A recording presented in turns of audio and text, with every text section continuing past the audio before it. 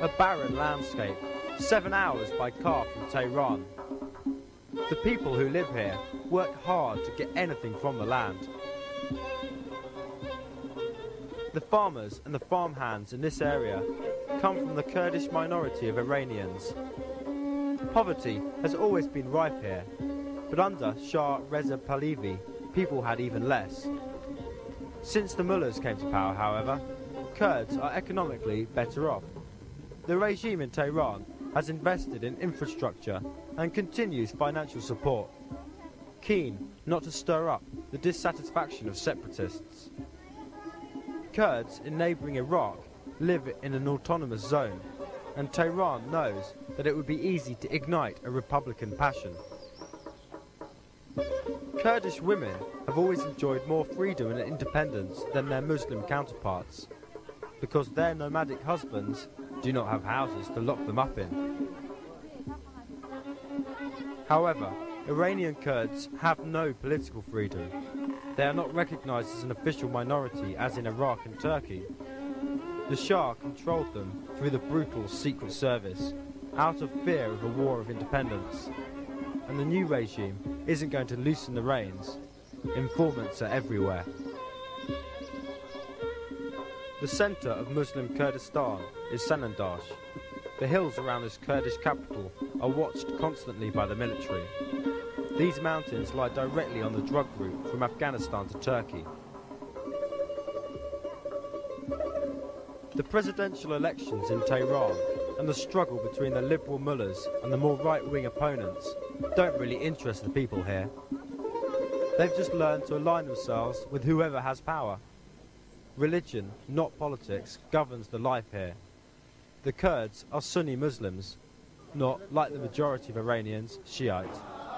And they have their own special holy men, dervishes. After the women have left the village to the dervishes, the men start a centuries-old dance ritual. The men dance themselves into a trance to try and get nearer to God. A dervish is an Islamic mystic seeking enlightenment.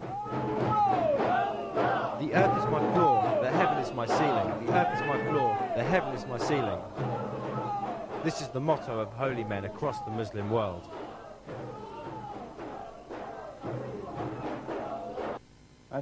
Fire burns, a knife cuts.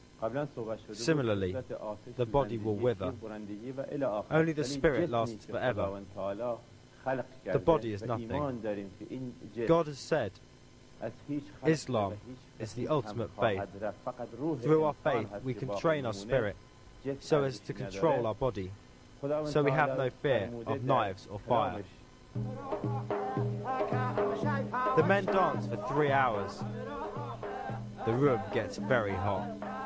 The whole ritual cleanses the spirit and leads closer to God.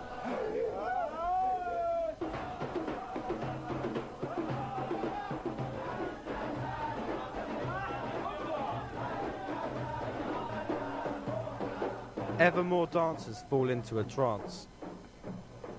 They've entered into another world, the world of their religion, where pain does not exist. Such supernatural abilities make for a fantastic spectacle for the outsider.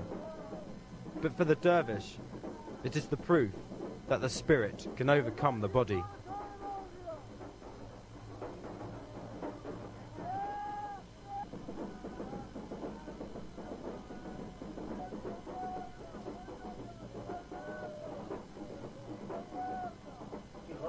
The dervishes, who once used to denounce all world goods, have now adapted to modern life. This man, for example, runs a fitness centre with his wife. Because the women aren't allowed to attend the rituals, they can only watch their husbands on video. This man has trained for 22 years, but it wasn't until he was 38 that he could stick metal pins through his skin.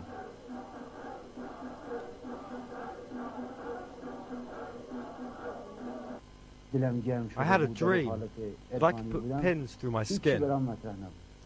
After this dream I was ready to sacrifice my life. When I'm in this state, I can see everything, I can hear everything, but my spirit is somewhere else altogether with my master. He helps me and nothing happens to me.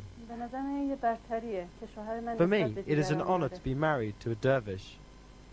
That he has such powers shows me that his body and soul are clean.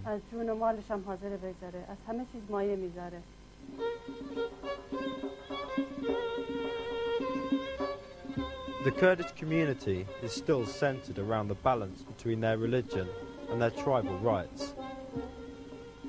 They don't get much from the state.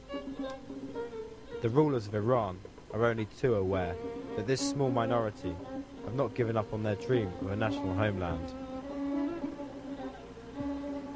The Kurds draw great strength from their traditions, and this is the lesson that the Kurds take from the dervish.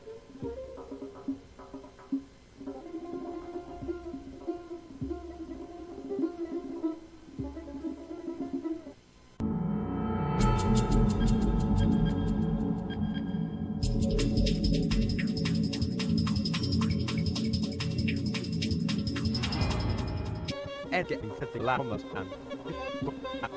and the farmers come and listen to Iranian